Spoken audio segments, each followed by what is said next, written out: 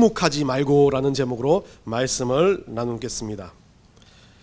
오늘 이 본문에 보면 우리 하나님께서 두려워하지 말며 침묵하지 말고 말하라라는 이 부분의 말씀을 가지고 제목을 정해봤습니다. 바울이라는 사람 참 우리에게는 존경스럽고 너무나 대단한 인물 중에 한 인물이었겠지만 바울도 오늘 본문을 보면서 참 인간적이다라는 생각을 하게 됩니다. 자기 삶에 회의도 오기도 시작하고 사역을 하는 일들에 대해서 어려움을 겪고 또 그 일로 인해서 여러 가지 또 이유 없는 아픔들이 생기는 게 바울의 모습이었는데요. 그 바울의 모습을 통해서 오늘 여러분과 함께 오늘 말씀을 좀 강의 형식으로 나눠보려고 합니다. 사단이라는 존재는 우리 눈에 보이지 않습니다. 그런데 이 사단이 가지고 있는 전략 중에 여러분들과 몇 번 반복해서 이야기했지만 처음은 사단은 유혹하기 시작합니다. 무언가 좋은 것을 던져주기 시작합니다. 그래서 그것을 받아들이면 그것으로 인해 빠져들고 중독되고 문제가 생기기 시작하지만 그것이 안 되는 사단의 그 전략에 통하지 않는 사람들을 통해서 사단이 만든 마지막 전략은 두려움이라 했습니다. 두렵게 만드는 겁니다. 뭔가 두렵기 때문에 다른 대상을 찾게 되고 두렵기 때문에 신심을 가지고 다른 것을 숭배하게 되기 시작하는 것. 그 두려움의 출발은 어쩌면 사단이 주는 것과 같습니다. 어린 시절에 대가족이라 여러분들 지난번에 설명을 했지만 화장실 가는 이야기를 했었습니다. 그런데 대가족인데 제가 화장실이 그 외지에 있는 화장실을 가는 게 그렇게 어려웠지만 또 대가족이 있으면서 하나의 소원이 있었습니다. 집은 그렇게 넓지 않은데 제 방을 가지는 거. 어릴 때부터 얼마나 그것을 원했는지 모릅니다. 할아버지 할머니 같이 사니까 할아버지 할머니 한 방 쓰고 아버지 어머니 쓰시고 그리고 누나들하고 한 방을 써야 되는 겁니다. 얼마나 자존심이 상합니까? 그런데 누나가 이렇게 원하지 않게 또 나가지 않습니까? 나이가 있으니까 집을 떠나 나가니까 어느 날 뜻하지도 않게 그렇게 원하던 제 방이 생겨버립니다. 중학생 시절 때. 중학생 시절에 제 방이 생길 때 얼마나 기분이 좋습니까? 방에 누웠는데 잠이 안 오는 겁니다. 처음엔 너무 기뻐서 잠이 안 오는데 시간이 지날수록 잠이 안 오는 이유를 살펴보니까 무서운 겁니다. 중학생이 다 되어가지고 들어누워 있는데 잠이 안 오니까 무서워서 불을 다시 켜고 천장을 바라보니까 천장에 형광등까지도 무서워 보이는 겁니다. 그래서 중학생짜리가 엄마 아빠 가운데 들어가서 잠을 잤던 기억이 납니다. 이렇게 제 방에 오래 잔 기억이 별로 없는 것 같습니다. 그때 제가 느꼈던 건요. 그 시절이 왜 그렇게 두려웠냐면 제가 중학생 시절에 여러분도 아시겠지만 아주 많은 이 귀신들이 유행했습니다. 홍콩 할매, 강씨. 예, 뭐 여러분도 잘 알겠지만 우리 한국의 처녀 귀신, 달걀 귀신은 아주 역대적인 귀신들입니다. 그런데 그 시절에 여러분들 변소 귀신이라고 들어봤습니까? 그때 나오기 시작했어요. 척간에 있는 척간 귀신인데 이게 척신이라 그래요. 변소 귀신. 빨간 종이 주가. 한국에는 원래 일본에서 그게 출발했다 그러는데 일본에 그런 이야기 아니었는데 한국에 들어와서 이제 이게 변형돼 가지고 빨간 종이 주가, 파란 종이 주가 이렇게 해가지고 했던 귀신이 나왔는데 이 척간에 있는 척신이라는 아이가 좀 독특합니다. 우리나라는 귀신에 대한 이야기들이 참 많아요. 그래서 뭐 조왕신도 있고 뭐 성주신도 있고 여러 가지 귀신에 대한 이야기를 많이 하는데 이 척간에 있는 이 귀신은 쫓겨난 귀신이라 여자 귀신인데 좋은 자리에 못 있고 변소 기퉁이 들어온 곳에 가서 지키는 귀신이기 때문에 원한이 많다 이렇게들 이야기를 하지만 과거 이렇게 귀신이란 존재들을 가지고 사람들을 두렵게 하고 무섭게 하니까 그것이 어떻게 됩니까? 사람들 속에 지금도 제 머릿속에 박혀 있는 것처럼 그것이 내 머릿속에 박혀 있는 거죠. 두려움이란 건 처음에 시작할 때 어떤 사람이 두려움을 주려고 하지 않아도 그것이 나에게 두려움으로 시작되면 그것으로 인해서 그 두려움의 대상을 내가 만들어가기 시작하는 걸 보게 됩니다. 처녀 귀신 본 적 있습니까? 달걀 귀신 본 적 있습니까? 달걀 보고 귀신이라는 사람은 어디 있어요? 아무도 보지 못했지만 달걀 귀신이라 그럽니다. 예, 이거 척간에 있는 변소 귀신 본 적 있습니까? 아무도 본 적 없습니다. 물론 봤다는 사람이 있을 수도 있어요. 근데 그 사람한테 물어보면 모양이 어떻게 생겼더나 그럼 다 똑같아요. 머리를 이유가 뭐겠습니까? 자기가 만든 겁니다. 두려움의 존재는 있었지만 그 두려움의 존재를 어떻게 해요? 제가 자기 스스로 가지고 들어와서 그 두려움을 어떻게 합니까? 구체화시켜버립니다. 우리 인생을 살아가는 우리들은 우리가 가장 잘하는 게 구체화하는 겁니다. 그렇기 때문에 하나님 왜 우상들을 구체화합니다. 금송아지를 왜 만듭니까? 이스라엘 민족들이 금송아지를 만들었던 이유 중에 하나는 물론 애굽에서 풍요와 어떤 것들을 상징하는 금송아지가 있지만 그것들을 디테일하면서 만들어 놓은 건 자기 머릿속에 있는 겁니다. 여러분들 속에 많은 신화 속에 나오는 용이라든지 해태라든지 여러 가지 이야기들 한 번도 본 사람이 없는데 만들어진 이유는 사람은 그 두려움을 구체화하기 시작해서 무언가를 구체화시켜서 섬기려고 하는 겁니다. 지난주에 여러분들이 이야기했던 종교라는 건 섬기기 위한 대상을 찾는 겁니다. 근데 종교는 어디서 나왔습니까? 대상을 찾다 보니까 대상을 찾는 주체가 누굽니까? 사람입니다. 종교의 다 근본점은 인간에게 나왔습니다. 근데 우리 기독교 그리스도인은 하나님은 어디에서 나왔습니까? 스스로 계신 자라고 말씀하십니다. 하나님은 모든 것을 창조하신 창조주라고 말씀하십니다. 그 하나님 우리가 만든 게 아니라 우리는 하나님의 명령을 따라 사는 인생들이 되어버린 거죠. 우리의 출발은 종교가 아닙니다. 기독교는 종교가 아닌 거죠. 이거는 하나님이 계신 그 하나님의 방식대로 우리가 하나님을 따라가는 거지, 우리가 하나님을 만들고 우리가 그것들을 하나님을 섬기는 방법들을 그렇게 다져간다면 그건 종교가 되는 겁니다. 그래서 교회에서도 마찬가지입니다. 오늘도 마찬가지겠지만 여러분들 파워포인트에 늘 익숙해지셔가지고 파워포인트가 없으니까 집에 가면서 교회 오늘 예배가 뭔가 찝찝해, 안 드린 것 같아, 왜 성경책 가져올 생각은 하시지 않고 늘 앞에 있는 파워포인트에 성경 구절만 봤기 때문에. 그럼 여러분 다시 돌아봐야죠. 집에 가서 성경 펼칩니까? 갑자기 제가 원고에도 없는 부분을 오버를 하는데 갑자기 생각이 나요. 저 스스로도 그래요. 뭔가 안 됩니다. 프린트까지 안 돼요. 여러분들 악보를 나눠주려고 그래도. 그럼 이거 뭐냐? 그러면 옛날 우리 사람들은 어머니들은 어떻게, 아이고 애군이 떴다. 교회 다니도 마찬가지예요. 뭐 문제가 생겼다는 거예요. 그래서 막 이상한 것들이 보이고 이상한 소리를 들린다 그러면 머리 위에 칼을 딱 두고 자요. 근데 그 옆에 성경책이 있어요. 이게 우리 과거 부모님들이 가지고 있는 정서와 생활이었어. 생활 속에서 그게 묻어들었기 때문에 그것을 잊어버리지 못하고 그것을 계속 유지를 합니다. 그래서 두려워지는 건 뭡니까? 하나님은 절대 안 두려워요. 제일 두려우신 분이 하나님인데 하나님은 절대 안 두려워요. 자기가 뭐 하나 잘못하는데 그 순간 하나님 보고 계신다는 그 두려움이 없는데 뭐가 두렵습니까? 자기 스스로 머릿속에 만들어놓은 달걀 귀신은 두려운 거예요. 저도 그랬습니다. 제 인생도 그랬어요. 오늘 보면 결국 우리들은 이 두려움을 가지고 살아가는데 이 두려움이 무엇으로 시작됐습니까? 우리 스스로가 만들어내는 겁니다. 사단은 그걸 이용하는 거죠. 더 구체화시켜라. 더 그 두려움을 강하게 만들어라. 근심 걱정해라. 여러분 성경 구절에 오늘 뭐 하라고요? 오늘로 족하다. 내일 일은 누구한테 맡겨라? 성경 구절을 보면요. 오늘 제가 안 써왔지만 내일한테 맡겨라 그래요. 그 내일이란 단어를 어느 이현상 목사님인가 유튜브에서 이야기를 하시더라고요. 내일. 그 원래 영어 단어로는 itself로 적혀 있다 그럽니다. yourself가 아니에요. 네 스스로가 그걸 내일을 근심하라는 게 itself, 그것들이라는 거죠. 근데 헬라어 원전에는 그것을 이야기할 때 그것들이라는 개념도 아니에요. 다른 것이라는 개념을 가르쳐요. 그러니까 내일이라는 것은 내 스스로가 가지는 개념이 아니라 어떤 그 내일에 대한 근심 걱정을 가진 사람의 걱정이라는 겁니다. 내일에 대한 근심 걱정이 없는 사람은 내일에 대한 걱정, 두려움이 아니라 내일에 대한 희망만 있는 거죠. 하나님 주신 내일에 대해서 소망을 가지는 건데 그리스도인들은 그 소망을 가지라고 말하는데 뭐 하는 겁니까? 아무것도 아닌 것을 가지고 와서 걱정하기 시작하는 것. 그것이 바로 두려움을 만드는 작업입니다. 사단이 원하는 구체화 작업입니다. 그래서 안 될 때 어떻게 해요? 두렵다. 그리고 또 여러분들은 그런 경우 많죠. 그 두려움이 어디에서 또 나옵니까? 그 두려움 중에 하나가 직장생활의 두려움은 꼴보기 싫은 사람 볼 때 내가 이걸 나가야 되나? 그건 두려움이 아니지만 그건 두려움이 되는 거예요. 가기 싫다는 마음을 만들게 되는 거예요.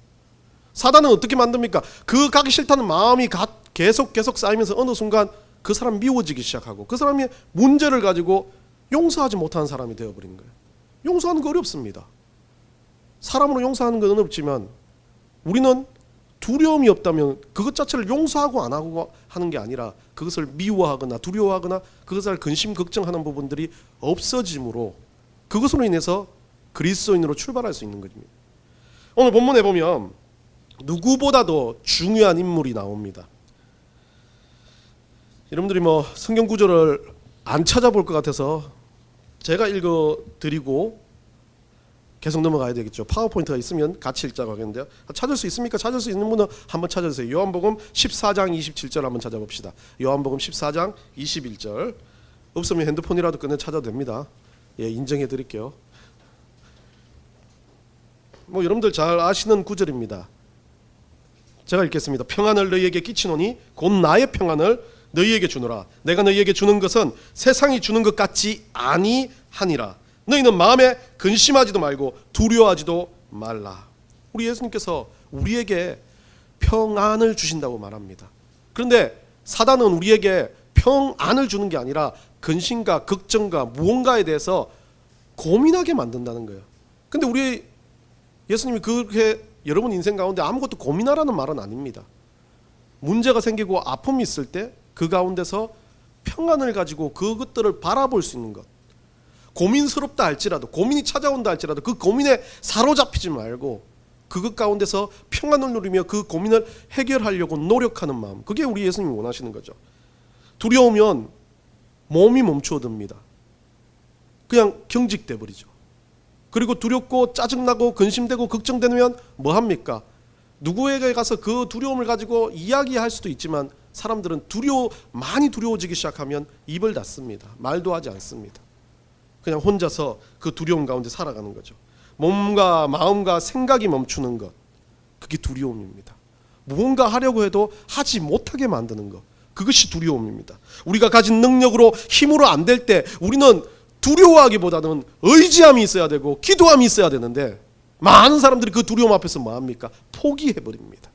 하지 않으려고 합니다. 입을 닫으려고 합니다. 행동을 안 하려고 합니다. 그게 사단이 원하는 겁니다. 요한일서 5장 4절에서 무릇 하나님께로 난 자마다 세상을 이기느니라. 세상을 이기는 승리는 이것이니 우리의 믿음이니라. 예수님이 말씀하시고 정말 요한이라는 이 제자가 말하는 게 우리가 할 수 있는 방법은 우리가 이기는 것이 아니라 우리가 가진 믿음으로 이긴다. 믿음으로 이기는 것은 그 믿음으로 인해서 내가 가지고 있는 근심, 걱정, 두려움을 어떻게 해요? 있는 거 어떡합니까? 생긴 거 어떡합니까? 그대로 두라는 거죠. 근데 그것 위에 뭐를 덮어라? 믿음을 덮으라는 거죠.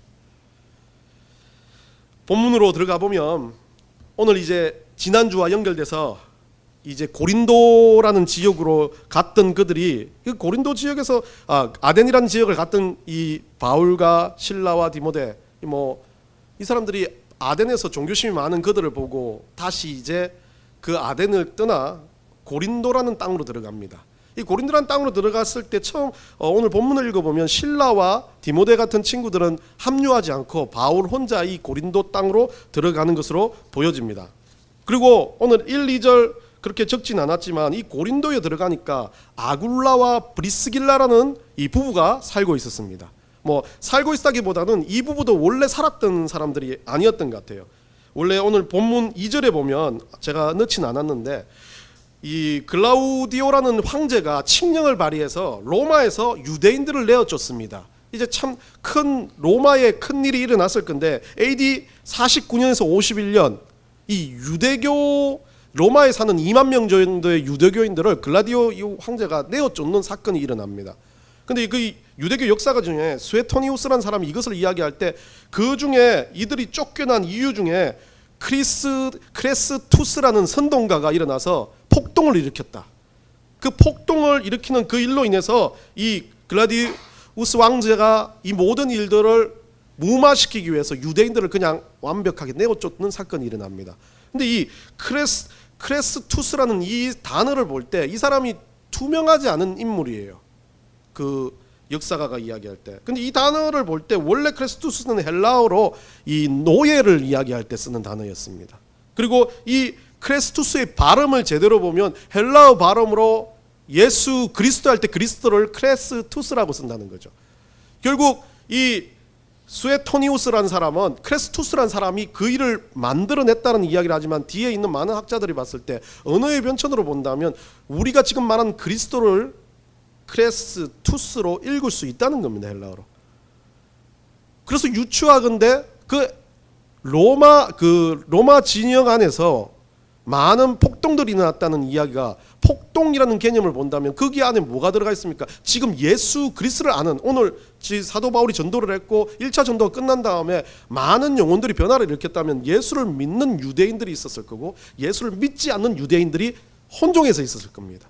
그래서 회당에서 그들이 만나는 거죠. 그때마다 뭐가 일어납니까? 목숨 건 혈투가 일어나는 겁니다. 폭동이 일어나는 거죠. 그러다 보니까 로마 황제는 종교하고 떠나 있는, 이 사람은 뭐 그냥 우상 섬기는 그런 종류의 사람이니까 이들이 봤을 때 자기들이 가진 종교 가지고 싸우기 시작하는 그런 모습으로 비춰줄 수밖에 없는 거죠.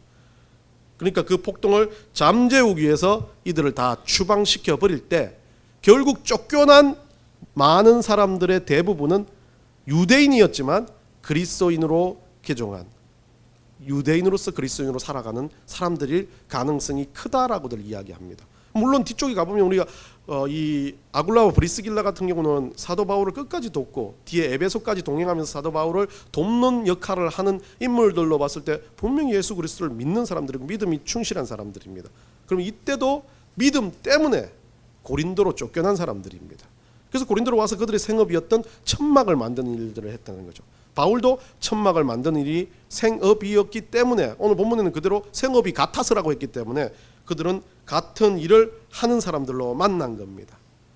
자, 여기서 제가 느껴지는 3, 4절의 본문을 보면 이 사도 바울은 그들과 함께 만나가지고 같이 생활하면서 안식일마다 뭐합니까? 4절에 바울이 해당해서 강론하고 유대인과 헬라인을 근면한다라고 되어 있습니다. 사도 바울의 역사를 보면 오늘 이 본문의 이 고린도에서의 시작은 상당히 다릅니다. 다른 지역 들어가면 역동적이게 옹호 아니면 핍박이었습니다. 그리고 또 교회도 생겨나기 시작하면서 여러 가지 문제들이 생겨나는 경우가 많았지만 사도 바울이 이 고린도로 들어오면서 이 고린도에서는 상당히 안정적인 느낌으로 생업을 유지했다는 말이 없습니다. 자기 생업을 유지하는 건 그 자리에서 꼭 오래 머물겠다는 뜻이 되는 거죠. 그런데 생업을 같이 유지하고 같이 사는, 자기를 같이 하는 동료가 있었다는 거죠. 한마디로 말이 통하는 사람이 있었다는 겁니다. 물론 복음을 전할 때 믿음을 가지고 말이 통한 사람이 있었겠지만 믿음보다 더 자기 자신을 좀 알아주고 서로 간에 이해관계가 되는 그런 종류의 사람이 아굴라와 브리스길라라는 거였죠. 결국 이 고린도란 땅 보면 상당히 타락한 도시였습니다. 이 고린도에 아프로디테 여신을 섬기는 신전이 있었는데 이 신전에 보면 사랑의 여신을 섬기는 일종의 말하는 그 신전 안에 여자들이 거듭했어요. 한 1000명 정도. 이 사람들은 히에로둘리라는 사람들인데 우리가 말하는 둘리 아닙니다. 그 히에로둘리라는데 신성한 창녀라고 이야기했습니다. 아프로디테는 사랑의 여신이니까 거기에서 온갖 잡스러운 행위를 했다는 거예요. 선전 안에서. 그만큼 타락한 도시였고 인구 75만의 거대한 이 고린도라는 도시는 술, 방탕함, 타락 이것들이 거의 대명사가 되는 도시였습니다. 이 도시는 얼마나 문제가 심각한 도시였겠습니까? 그 도시에서 그 문제를 심각하게 이야기하는 것처럼 당시 헬라 세계에서 이야기할 때 고린도 사람처럼 행동하라. 고린도 아저라는 단어를 쓰고 있는데 고린도 사람처럼 행동하는 것은 음행한다는 행위로 쓰였다는 겁니다. 그리고 또 많은 사람들이 코린티아이 헤릴리라는 단어를 쓰는데 헤릴리라는 단어는 친구이고 코린토리아는 고린도인데 고린도 친구들은 이 단어가 이 매춘부를 단어로 쓰는 그런 종류가 될 정도로 헬라 근동에서는 이 도시는 진짜 문제 있는 과거 구약의 소돔과 고모라 같은 땅과 같은 똑같은 지역이었다는 거죠. 이 자리에서 생업을 유지하고 여러분들 그렇습니까? 그렇잖아요. 전도하러 갔을 때 그 전도하는 자리가 너무 막 힘들고 어려운 장소면 피하기 마련입니다. 그런데 사도 바울은 거기서 생업을 유지하고 뭔가 자리를 잡으려고 합니다. 여러 가지 이유를 살펴봤지만 저는 이 이유에 대해서 좀 모르겠어요. 성령의 음성이 있었던 그런 사건은 없었습니다. 앞쪽에. 다른 지역에서는 오래 머물지 못했지만 여기에서 유독 오래 머물기 위한 장치를 베풀었다는 건 저는 아마도 아굴라와 브리스길라라고 생각합니다. 편한 거죠. 일상이 편한 겁니다. 부담감이 없는 겁니다. 따지지 않습니다. 그냥 내일 같이 하는 사람이 있습니다. 말이 통합니다. 그 집에서 같이 살았는지 어떤지 모르겠지만 아길라와 브리스길라와 함께 일을 하러 나갈 때도 즐겁고 그 집에 있는 것도 즐거울 겁니다. 여러분들이 말하는 정말 일상, 평범하고 소소한 일상들 가운데 행복을 찾았던 거죠. 이 구절을 읽는데 너무 바울의 마음이 느껴져요. 지금까지는 어땠습니까? 그 앞쪽을 보면 일들이 터집니다. 막 귀신이 나타나고 귀신이 쫓겨나가고 복음이 전달된 지역마다 두드려 맞고 감옥에 갇히고 얼마나 힘든 상황들이 반복됐습니까? 가는 곳마다 두려움이 쌓였을 겁니다. 나를 반겨줄까? 아니면 이것으로 인해서 어떤 일이 일어날까? 사도 바울은 한 치 앞도 알지 못하는 그 일들 가운데 이제 다리 하나를 건너서 이제 그냥 길을 따라서 어느 도시로 들어왔는데 나하고 똑같은 일을 하고 있고 말을 할 때마다 너무 위로가 되고 그 집에서 밥 한 끼 먹을 때마다 웃음이 끊이지 않는 너무 행복하고 소소한 일상들이 자기 눈앞에 있는 겁니다. 여러분은 어떻습니까? 여러분 인생 가운데 여러분은 어떤 것을 가지고 살아갑니까? 막 로또 가지고 대박이 터져서 살아야 된다. 엄청나게 부자가 되고 엄청나게 지식을 가지고 권력을 가지고 살아야 된다라고 생각합니까? 그게 행복입니까? 사도 바울은 아마도 이게 행복이었던 것 같습니다. 그러다 보니까 이 성경민 목사가 쓴 행복이라는 찬양의 가사가 들어맞는 것 같아요. 그 가사가 이렇습니다. 화려하지 않아도 정결하게 사는 삶. 화려하지 제가 안 부를게요. 가진 것이 적어도 감사하는 내게 주신 작은 힘 나눠주며 사는 삶. 이것이 나의 삶의 행복이라고. 눈물 날 일 많지만 기도할 수 있는 것. 억울한 일 많으나 주를 위해 참는 것. 비록 짧은 작은 삶 주 뜻대로 사는 것. 이것이 나의 삶의 행복이라고. 이 성경 목사하고 우리 와이프하고 이야기하면서 정말 이 행복의 가사가 너무 마음에 들고 은혜 너무 마음에 들지 않습니까? 두 단어로 자꾸 다 가사를 짓는 찬양을 만들었는데 왜 용서는 없을까? 라고 생각한 적이 있습니다. 그러니까 제가 봤을 때 그렇게 미워하지 않는다는 거예요. 이분은 용서할 사람이 이 행복을 일상을 누리고 있으니까 그 행복이 내 삶에 흘러가고 있는데 누구를 미워하고 누구를 아파하고 뭔가 두려워할 것이 없다라고 생각이 드는 겁니다. 제 생각이 아니고 옆에 사람이 그러더라고요. 저는 분명히 끄집어내려고 이 사람은 왜 용서를 안 지었을까? 용서할 게 없나? 그러니까 그 용서를 그렇게 해석하더라고요. 자기가 그만큼 행복을 누리고 있다는 거죠. 사도 바울 그랬을 겁니다. 찌들었던 삶이 어쩌면 여러분들 복음을 전하고 하나님 위해서 사역한다는 거 그것만의 가운데 은혜가 충만하고 행복이 넘치고 막 열정이 넘치고 죽은 자가 살아난 기쁨 가운데 살아가는 겁니까? 아닙니다. 하다 보면 어떤 일이든지 굴곡이 있습니다. 힘들 때가 있어요. 아플 때가 있어요. 하기 싫을 때가 있습니다. 사람이니까요. 그래야 됩니다. 사도 바울이 거기서 싫다는 소리 하나도 안 했으면 지금 사도 바울이 안 되는 겁니다. 사도 바울도 인간이니까 행복을 누리고 싶겠죠. 멈추고 싶고 그 자리에서 머물러 앉아있고 싶겠죠. 근데 사도 바울은요 5절에 갑니다. 실라 디모데가 내려오기 시작하면서 어떤 일이 또 다시 생겨납니까? 참 독특합니다. 사도 바울 혼자 있을 때 제가 왜 그렇게 안식이고 행복이라고 느꼈냐면 실라가 디모데가 내려오면서 그때부터 늘 똑같은 유대인에게 회당에서 말씀을 전하고 권면을 했는데 이제는 이 유대인들이 반응이 달라지는 겁니다. 6절에서요. 그들이 대적하여 비방하거늘 말합니다. 여러분 그렇죠? 어제까지 똑같았어요. 이야기하면 다 듣고 그랬던 사람이 갑자기 앞면 딱 바꾸더니만 네 말 듣기 싫은데 라고 이야기한다면 얼마나 힘들겠습니까? 유대인들이 그들이 잘 그렇게 듣다가 갑자기 바뀌는 거죠. 또 뭔가 변동이 일어나고 뭔가 아픔이 일어나요. 사도 바울은 모르는 게 아닙니다. 낌새가 느껴지는 거죠. 이게 시작이구나라고 사도 바울은 느껴질 겁니다. 디모데도 오고 실라도 왔어요. 이제 하나님 앞에서 이제 또 사역을 시작해야 되는구나라는 마음을 느꼈을 겁니다. 얼마나 발길이 안 떨어졌을까요? 그들이 대적하는 게 얼마나 꼴보기 싫었을까요? 그러니까 사도 바울이 뭐라고 말합니까? 바울이 옷을 털면서 이르되 6절입니다. 너희 피가 너희 머리로 돌아갈 것이요 나는 깨끗하니라. 이후에는 이방인으로 가리라.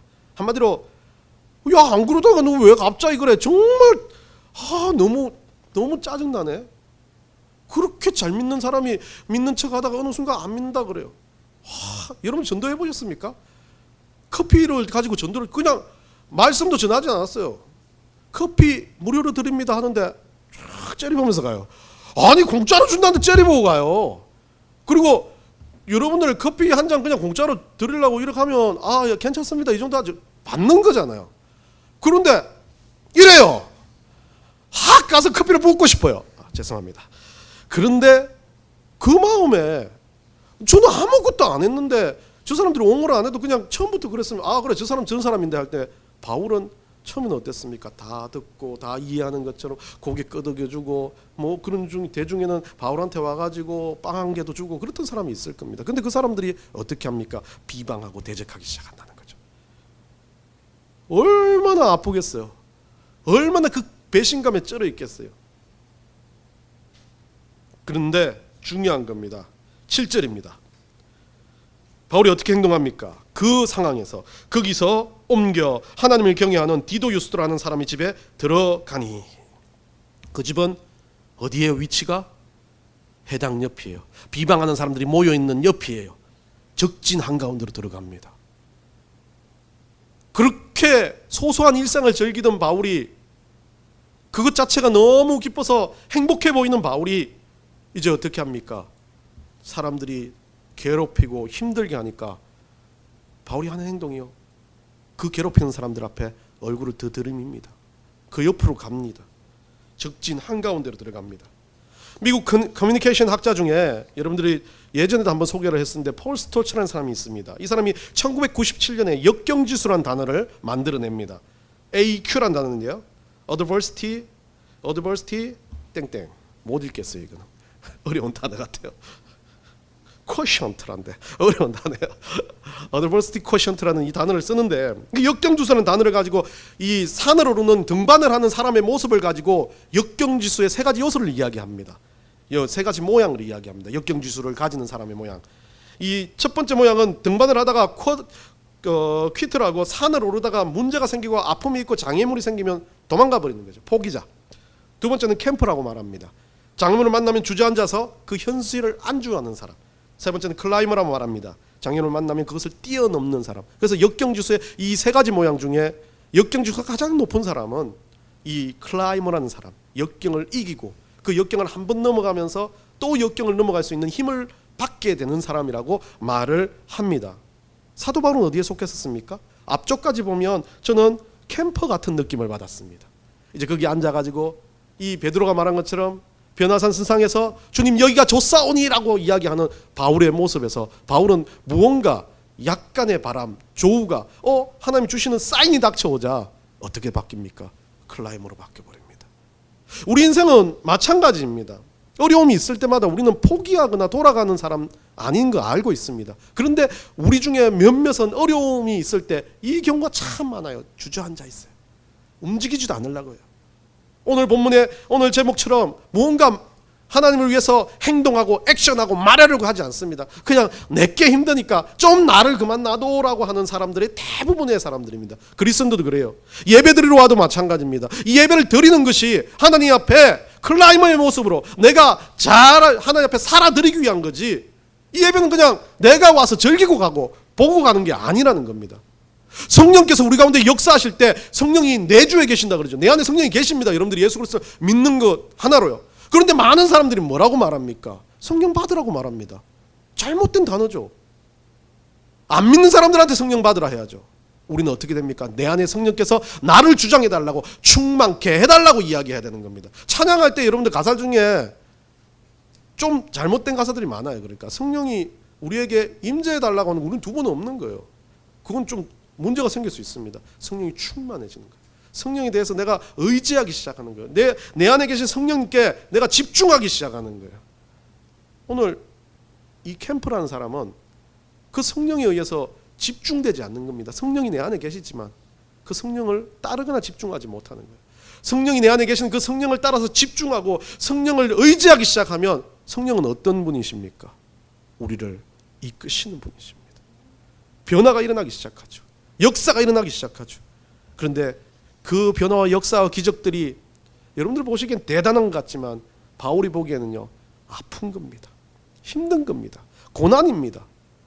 형통한 것 같죠? 아니요. 바울은 형통함, 그 하나님 역사 가운데 형통함이 바울의 생활에서 자극인 겁니다. 얼마나 바울은 그것이 스트레스가 되고 힘들겠습니까? 학자였습니다. 고지식한 사람이었습니다. 물론 열심을 가지고 있는 사람이었지만 어떤 일들을 체계적으로 만들려고 하는 사람이었습니다. 근데 그 사람에게 매번 무언가 뜻하지 않은 일들이 일어나고 바뀌는 일들은 사도 바울에게 있어서 스트레스가 됐을 겁니다. 그래서 대머리가 됐을 수도 있다는 겁니다. 여하튼 이런 상황에서 사도 바울은 이제 회당장 잎에 들어갔고 9절에 8절에 보면 이제 회당장 그때 이제 그렇게 성령의 의지에서 클라이머가 되니까 하나님은 그 사람 쓰시죠. 일으키십니다. 역사를 변화시킵니다. 누가 믿습니까? 그 회당의 중책 장이었던 이 그리스보가 온 집안 사람들과 함께 같이 믿습니다. 이 영향력이 파급적으로 퍼져나가서 주변 사람들도 많이 믿기 시작하고 회당에 또 부흥의 역사가 일어난 상황입니다. 자, 여기까지가 이제 사도 바울이 했던 상황을 설명했습니다. 오늘 제목이 나오는 상황 앞에. 그러면서 이 9절입니다.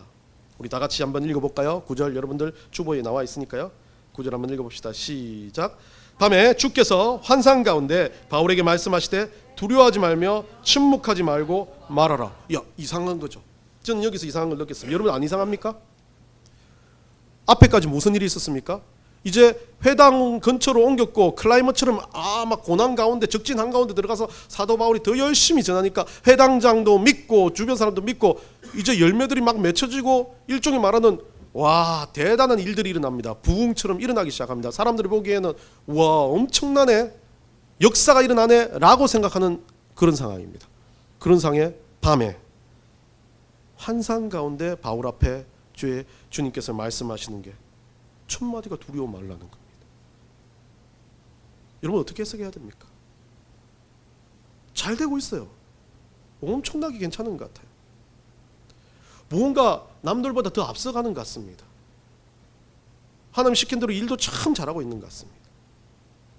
근데 하나님 정작 나한테 나타나서 두려워 말라고 말합니다. 사도 바울은 어떤 마음이었을까요? 정말 깊이 있게 생각을 해보고 고민을 해봤어요. 사도 바울이 왜 무슨 이유 때문에 하나님께서 사도 바울한테 두려워 말라고 했을까? 근데 앞에 일들을 다시 한번 되돌이켜 봅니다. 손에 쟁기를 쥐고 뒤로 돌아보는 사람. 너무 좋은 것을 봤어요. 사도 바울은 돈 벌고 엄청난 역사가 일어나는 것이 중요한 사람이 아니었던 것 같아요. 자기 일에 소소한 일상을 즐기면서 그 행복을 느끼고 싶었던, 제가 이야기했던 것처럼. 근데 사도 바울은 하나님 명령대로, 하나님 사인이 있으니까 그거 던져버리고 손에 쟁기를 던져버리고 하나님 명령대로 뛰쳐나가는 사람이었습니다. 그런 열정이 있는 사람입니다. 근데 사도 바울이 어떻습니까? 하나님 명령대로 잘 되고 하나님 사역이 풍성하게 내려놔도 사도 바울의 한켠에는 뭐가 있습니까? 아쉬움이 있습니다. 돌아가고자 하는 마음이 있습니다. 그리고 또 뭐가 생기기 시작합니까? 조직과 체계를 좋아한다 그랬죠. 그러면 저 사람들 어떻게 해야 돼? 교회를 어떻게 세워야 돼? 어떻게 만들어줘야 돼? 어떻게 교육해야 돼? 어떻게 사도 바울 머릿속에 그게 끊임없이 들어가 있는 거예요. 그 순간 사도 바울의 속에서 뭐가 생깁니까? 내일이 오는 게 두렵지 않겠습니까? 내가 어떻게 해야 되지? 다 잘 된다고 하는데 내 앞에 한 길을 가야 될 게 너무 두려워요. 내가 해야 될 일이 너무 많기 때문에. 여러분 인생은 어떻습니까? 여러 가지 종류의 사람들 중에 있겠지만 다 잘 되지 않아서 힘든 사람도 있고 잘 돼도 그 일을 자기 스스로가 힘들게 메꿔 가는 사람들이 있어요. 사도 바울이 그런 사람입니다. 그 책임감 때문에, 하나님 일에 대한 책임감 때문에, 하나님이 그렇게 하셨기 때문에 내가 피를 쏟더라도 이 일들을 만들어야 되고, 이 고린도의 교회를 세워야 되고, 이 고린도의 영혼들을 바꿔야 되고, 기도해줘야 되고, 잠을 줄여서라도 그들을 신방해야 되고. 사도 바울의 그 머릿속에 그게 두려움으로 자리 잡아 있는 거예요. 일이 두려움이 된 거예요. 하나님을 향한 일도, 내가 가지고 있는 일도, 내 가족도 두려움이 돼버린 거예요. 사도 바울의 두려움이, 그 두려움이 밑자락 가운데 자기는 꺼내보지 않았어요. 그게 두려움이라 생각하지 않았습니다. 그냥 나는 좀 체계적으로 생각하는 사람, 근심걱정이 좀 있는 사람으로 생각한 거죠.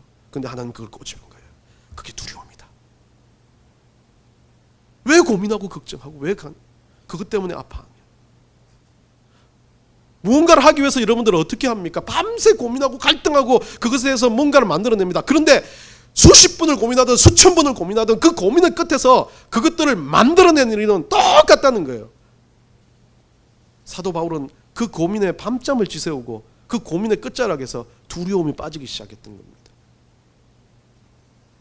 사단은 그걸 노린다는 거죠. 작은 것 하나. 이거 나 어떻게 하지? 이거 좀 이따 해야지. 이거 하기 싫은데 좀 누가 대신해 주면 안 될까? 해야지 하면서도 투덜투덜. 그리고 하고 나면 또 뭐가 생겨요?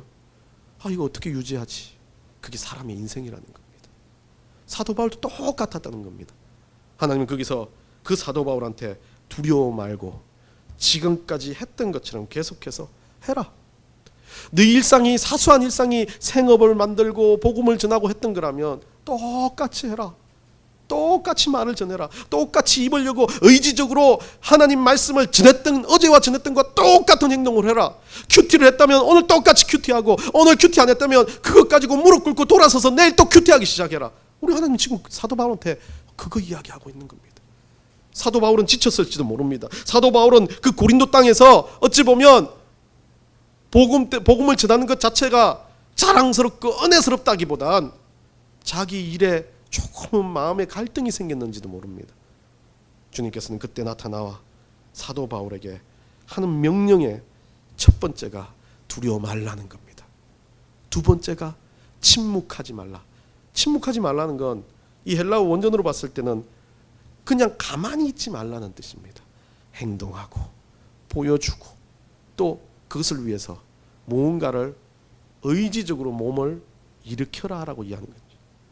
그러면서 10절에 가면요, 그 하나님께서 주실 것을 이야기합니다. 내가 너와 함께 있음에 어떤 사람도 너를 대적하여 해롭게 할 자가 없을 것이니. 이 구약이 꼭 여호수아에게 주셨던 말씀과 똑같은 말씀을 주시지 않습니까? 여호수아 1장 8절에 나온 말씀처럼 이는 이성 중에 내 백성이 많음이라 하시니라. 자, 여호수아에게 과거의 리더들에게 우리 주님은 늘 동행하시겠다, 함께 하시겠다라고 이야기하는데 다른 게 하나 있습니다.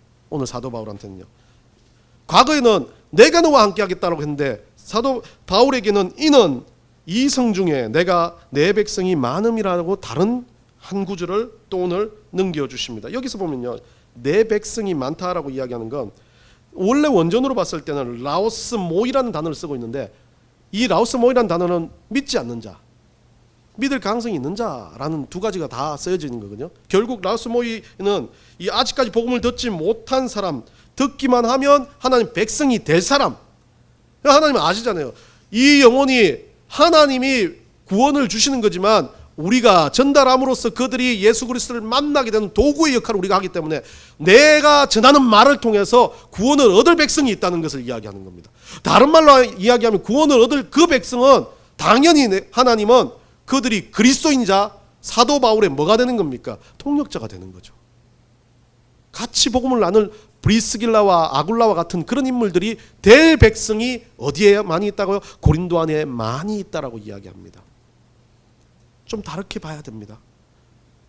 이스라엘 민족들은 믿는 백성들이 나와서 타락하기 시작했고 그 중에 리더를 세워서 하나님께서 그가 내가 너와 동행하겠다. 하나님은 하나 변하지 않는 것은 우리와 동행해 주신다는 건, 하나님이 동행해 주신다는 건, 이 두려움을 이기게 해주신다는 건 확실합니다. 믿음만 있다면 이긴다는 거. 우리가 근심, 걱정, 아픔, 고민 있다면 믿음으로 덮었을 때 분명히 그것은 하나님의 능력으로 사라지는 건 확실한 겁니다. 그러니까 신구약을 봤을 때요. 그런데 구약에는 없었던 말 중에 하나가 뭐냐면 공동체에 대한 이야기입니다. 교회에 대한 이야기입니다. 하나님 나라의 백성들이 모여서 함께 할 수 있는 공동체를 이야기합니다. 이스라엘 민족은 하나의 큰 교회와 같은 공동체로 되어 있었습니다. 더 이상 공동체를 만들지 않았습니다. 그런데 오늘날은 많은 공동체가 생겨날 것을 이야기해 주시고 계시는 거죠. 그리고 그 안에서 뭐 하는 겁니까? 함께 함으로, 함께 예배하고, 함께 살아가고, 함께 기도하고, 함께 떡을 떼면서 뭐가 생기는 거예요? 두려움을 상할 수 있다는 거죠. 그게 교제라는 겁니다. 우리가 어렵고 힘들 때, 아플 때 우리 하나님께서 동행해 주신다는 그 위로가 공동체 안에서도 함께 되어진다는 거죠. 어찌 보면 우리는 혼자가 아니라는 것을 알려주십니다. 사도 바울을 통해서요. 사도 바울 자체도 너무나 귀한 동력자들이 옆에 절비했지만 혼자 두려워했고 혼자 아파했습니다. 다 짊어지려고 했습니다. 자기가 그것들을 다 책임져야 된다고 생각했습니다. 근데 하나님은 말씀하시는 거죠. 내가 너와 함께 하는데 그거 내가 한다. 두 번째, 너와 함께 하는 동력자들과 함께 한다. 그게 우리 하나님께서 오늘 이 본문에서 주시는 말씀입니다.